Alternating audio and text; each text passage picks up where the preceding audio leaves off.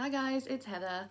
I've had another couple of decks come through the post this morning, so I thought I would do another couple of videos while I've got some time to show you the two decks. So I've got one Oracle deck, which is what I'm going to show you in this video, and then I've got another video that I'm going to film that I'll post at another time, which is a tarot deck. So the Oracle deck is the Dark Goddess Oracle cards, and it's by Barbara Meikle-John Free, Flavia Katie Peters, and designed by Kate Osborne from Solaris Publishing, who I don't know at all. I had a quick look around YouTube and I couldn't really see very many videos. In fact, I think I only found one video showing the cards on this deck.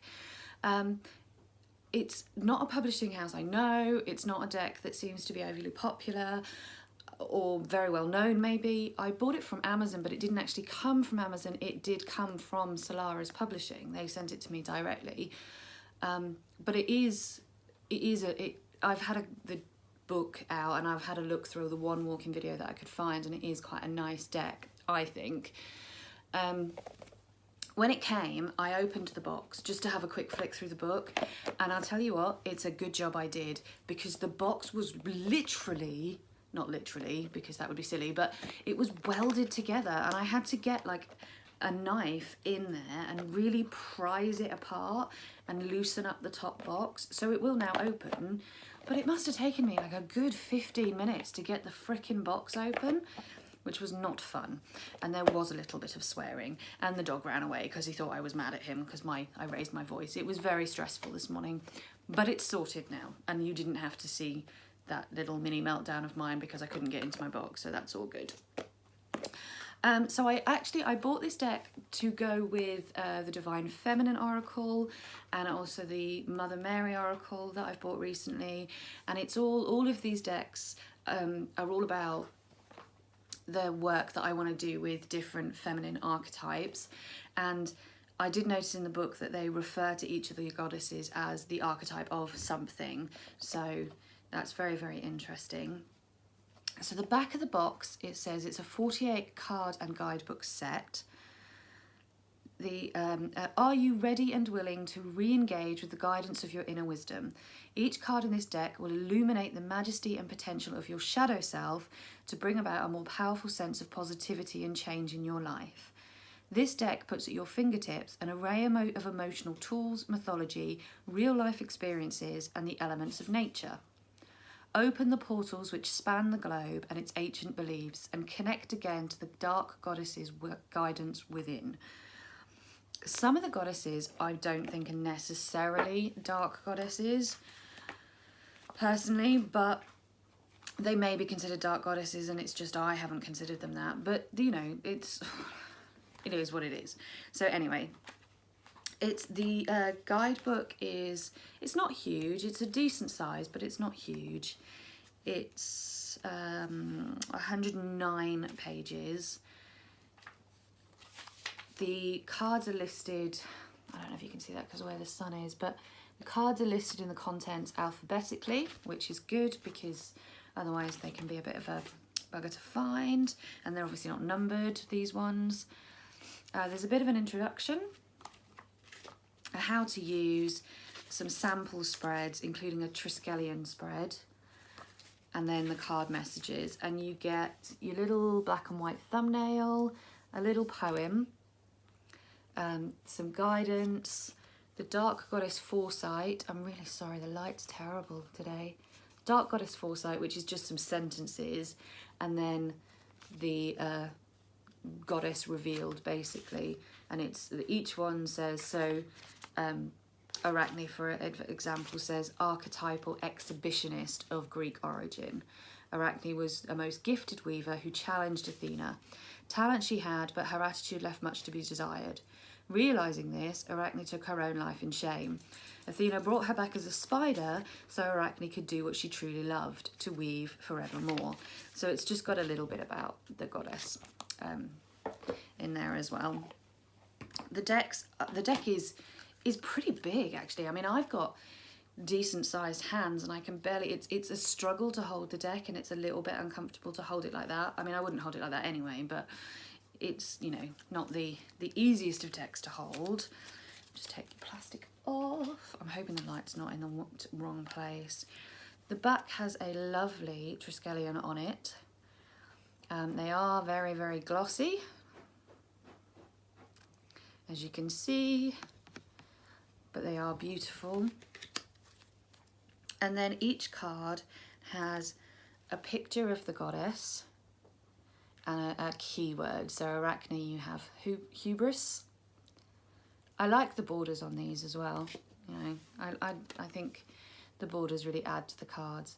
Oh, and the other thing that I wanted to show you as well is the edges. So it's silver edges.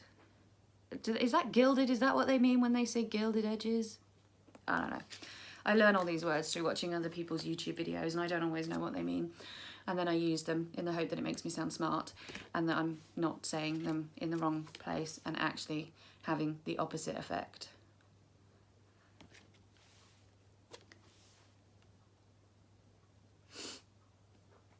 It says endurance. I don't know if you can... So they're really just beautiful, beautiful cards, I think. I mean, they are glossy and shiny, which sometimes can be a little bit of a pain if, like me, you like to take pictures for your Instagram. It can be a challenge to not get flash on them or whatever. But you know, I'm guessing that a lot of the time they don't design the cards with that in mind, and that's my own little quirk, so I can't really complain. Some of these goddesses I don't know at all, so I'm really looking forward to finding out more about them. And probably this deck will be a springboard into doing a lot more research around certain goddesses that have attracted my attention. Because the information in the guidebook is very, very minimal about the goddesses. So it will be nice to go off and find out some more details about them. So here, for example, Gaia. Nah. I don't really see her as a dark goddess. So I don't know what their criteria is for dark goddess, but some of their decisions I don't necessarily agree with, but there we go. I still think that they're beautiful cards and I can live with that. So Hecate. Now Hecate was going to be an interesting one for me, whatever, because anybody who watches my channel will know Hecate is my matron goddess, or one of my two matron goddesses that I work with. I have a very strong connection with. I actually really like this card, I have to say. I don't ever see Hecate as a blonde. I do see her as dark-haired. I love the wolves. I love that touch, and the torches, perfect, and the three goddesses, all young goddesses as well, which I really like. There is a thing with Hecate where sometimes she's seen as the triple goddess and she's shown as a maiden mother crone. However, that's not my understanding of Hecate. The Greeks, as a general rule, didn't see their gods as old, and she wouldn't have been seen as a maiden mother crone goddess. That's not what they would have meant as a triple goddess. So I like the fact that all three of them are young, and that is very much how I see and I connect with Hecate, so I'm really pleased with that. I can't tell if there's two cards stuck together. There is. It just... This is the problem with new glossy cards that have never been shuffled and never been out of the packet. Sometimes they stick together and it's a little bit of a challenge to break them apart.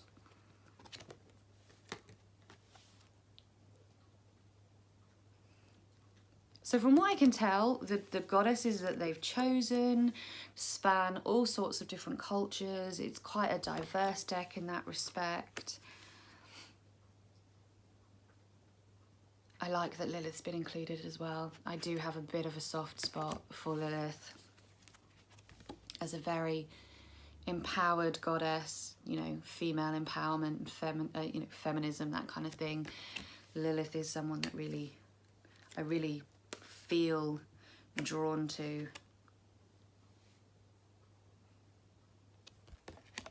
Now some of these cards, like I really love this card. I don't know who this is, and I don't know if this card is how this goddess should be depicted according to where she's from and the culture that she originates from.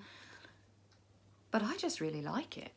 I just really like it. And some things like Medea. Medea's not a goddess. She was a follower of Hecate, but because they're, you know, they're feminine archetypes, I can see why she would be included. And again, it all depends on your belief in what makes a goddess. You know, and I get that. So I have no issues with the choices that they've made personally. I understand that they're using archetypes, female archetypes, and so that's the choices that they've gone with.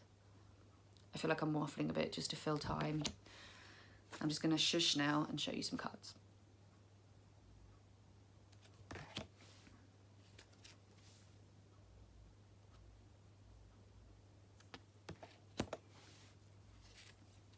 I like Persephone. I like that card.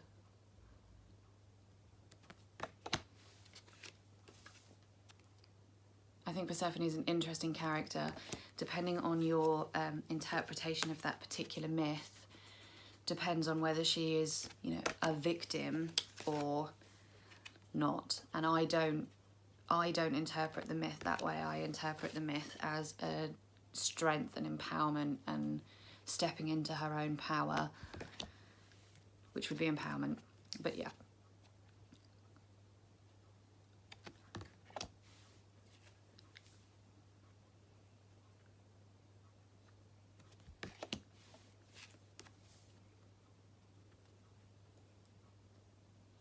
And this one I freaking love, right? I know there's going to be people who aren't keen on this card, but I love the way that they've chosen to depict the Morrigan. I like that a lot. The Morrigan is not a goddess that I know anything about, I have any connection with. She's not a goddess that I work with personally. I don't think she's that different to Hecate in a lot of ways from what I understand, but I love the way they've depicted her. I think it's a really awesome card.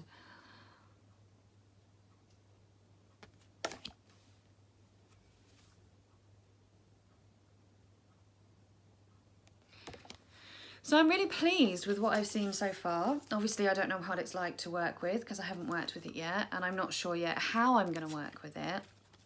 Like the Mother Mary Oracle, I'm not sure if it's one I'm going to use as part of a daily draw, or if it's something I'm going to work with separately, specifically within sort of ritual work around feminine archetypes. I will see how I feel and how I feel drawn to work with that. I'm just going to very much let my intuition guide me on that one.